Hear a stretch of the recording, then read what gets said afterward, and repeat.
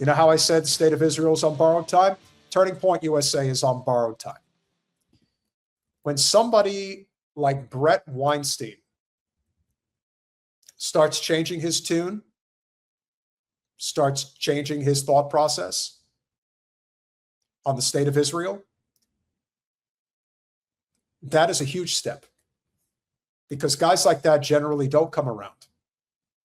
Not that I would fancy somebody like Weinstein as a heavy-handed pro-Israel supporter, but he's like a lot of affluent Jews who just kind of accept the conflation of Zionism with Judaism and the state of Israel with Judaism, that they can't be separated. That's not true. But this is what Bret Weinstein had to say to Tucker Carlson regarding Charlie Kirk and somebody who may or may not still be alive. I feel, and I cannot say for sure, but I feel that something was watching and it felt the clock ticking and its opportunity to finally bring about this war, which I think Netanyahu said he's been dreaming of for 40 years. He did say that. So something wanted this war to happen, and there was the perception that the opportunity, the window was closing, so it had to be brought about quickly. Given how public Charlie was on this topic, I can't help but wonder. Now, obviously that will sound crazy to many people, that something would have even considered such a thing. But I will say that after Charlie was killed, Benjamin Netanyahu very quickly denied responsibility for it. This was always the outlier of outliers that Jen and I discussed from the moment it took place. The very first public figure within minutes of Charlie's assassination to declare, I had nothing to do with it, and may his life be a blessing, was Netanyahu Milikowski. Nothing suspicious there. Nothing to process, nothing to think about. Let me get out there and make a statement. Very important they don't suspect that I might have something to do with it. One thing we could be thankful for with Zion Nazis, they are very transparent. They're bad liars. So when they try, they have guilt written all over them. And when Bret Weinstein is saying this, boy, oh boy, have you lost the plot. I was shocked by this. It did not seem natural. Now, I'm not saying that that means that anything in that quadrant was responsible for the murder. All I know is that we didn't get a decent investigation.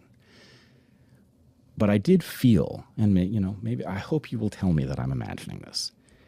I did feel that that denial by Netanyahu was effectively a Rorschach test and maybe designed to be one. We not only did not get an investigation, we got a cover-up. And there's proof in broad daylight of the cover-up from multiple angles of amateur video, including cementing over the crime scene. But nothing to see here. It's all in your mind, and you're an anti-Semite as well. That I was supposed to feel alarmed by this, and a normal person was supposed to think, that is batshit crazy. He said they didn't do it. Obviously they didn't do it. So anyway, I'm not telling you that I see the evidence that somebody did it, but what I am telling you is we've just found ourselves in a war that Charlie would have been opposed to. We know that from his public and private statements, and that he would have been a formidable force in opposition. So what am I to think? Why? At least we should have an investigation that tells us for sure that we know who committed the crime and that there wasn't something larger about it. But look, now I've said unforgivable things. It's done. I don't know why that's unforgivable. I mean, this is an American citizen, someone you knew, and you're not accusing anyone of anything.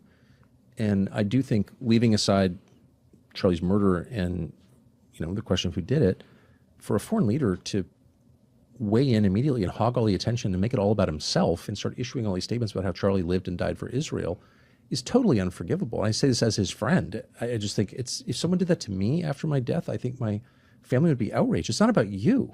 Right. I tell you, I really can't wipe the smile off my face because I really admire how subtle and effective Tucker Carlson is at what he does. He's really good. He is so good at backhanded insults.